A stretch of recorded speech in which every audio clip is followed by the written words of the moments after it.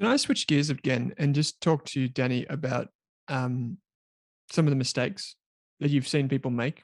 And this may not be, specific to international markets, just in general.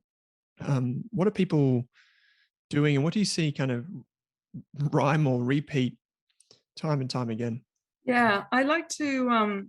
I think the narratives on the macroeconomic front overwhelm people a lot, and I've been really thinking about that a lot lately because investors are being hit left, right, and centre with all these different stories. Are we going into stagflation? Is interest rates going up? Are we going back to the 1970s, or how high are interest rates going to go? And I think that's really, really hard because fear is a powerful motivator to not do anything and to also sell at the wrong time and also to stay out of the market. And the more I think about this, the more I realize that a lot of the forecasts, can be wrong.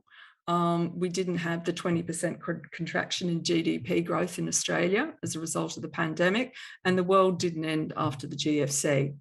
And if the pandemic has showed me one thing, it's how resilient companies are, how much they can be dynamic, change and adapt, and ditto with humans. And I think the lesson to be learned is be careful of the macroeconomic narratives.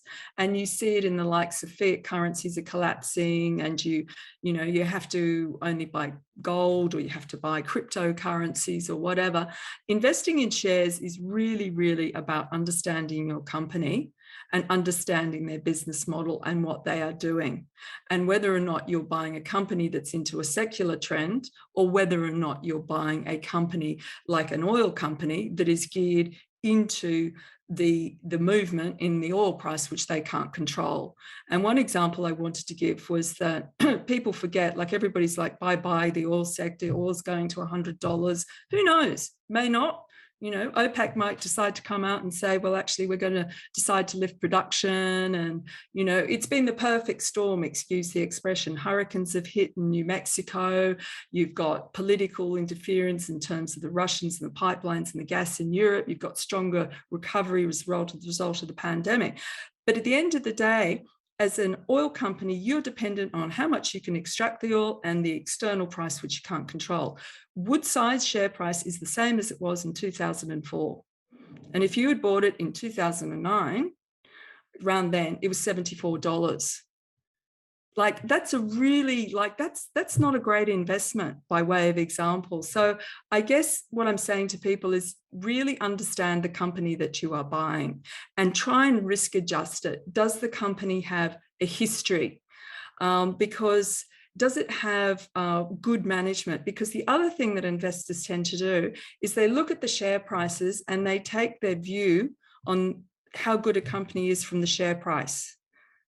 And that's, again, a really, really big problem, because if a share price is going up because momentum traders, because the chart looks good, it doesn't necessarily mean that the company's going to be around in 2 years' time and you're going to make a lot of money. So I think the thing is, there's a lot of noise out there for investors. There are people that like to be either mega bulls, perma bulls, or perma bears.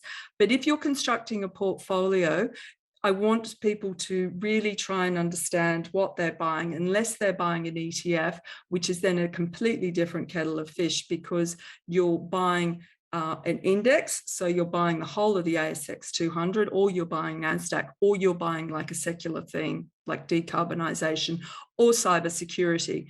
And that's a case of where you don't have to decide who the winners are and who the losers are. And just as one point, I think it's really important that when secular themes, it's much easier to work out who the losing companies are going to be than who the winning companies are going to be. And for example, I sold out of a lot of cyclical stocks ages ago. I think, Owen, we discussed, and I could have as Kate as well, how I sold out of insurance stocks years ago.